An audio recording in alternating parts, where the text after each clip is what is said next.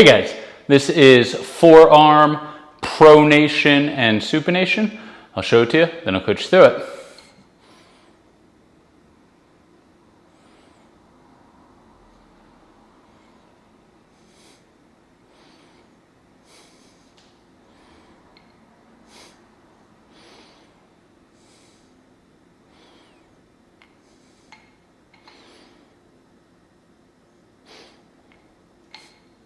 All right, so what is forearm pronation and supination?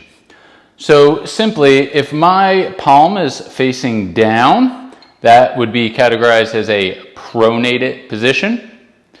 If I spin my palm up towards the ceiling, that would be categorized as a supinated forearm position. And what actually happens here is the two bones of your forearm twist over one another when you pronate, and then when you supinate, they lie flat next to one another.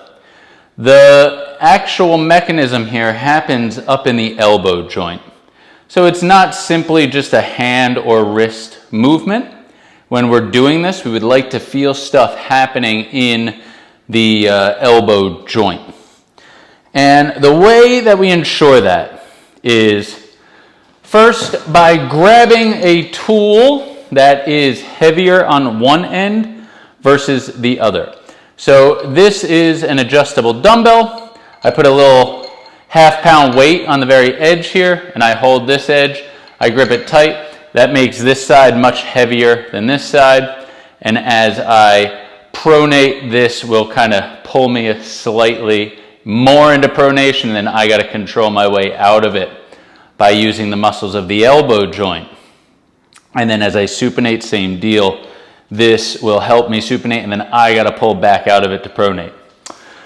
Obviously, not everyone has an adjustable dumbbell. Things at home that you can use: a hammer, a rolling pin, or a small, like 9-inch cooking pan. Something with a handle that's heavier on one end than the other. Just remember, the longer that handle is, the heavier that weight's going to feel.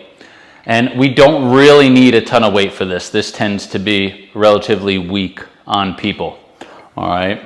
So as I pronate, I should be feeling some length or stretch there. And then I'm going to squeeze through those pronators to come back to neutral. As I supinate, I should be feeling some length or stretch on the inner part of the elbow. Then I'm going to squeeze that to come back to neutral. Some common faults here are, as people pronate, their elbow jets out or their shoulder shrugs up. I like to keep that elbow locked into my rib cage as I do this, and this will focus on solely the pronation and the supination.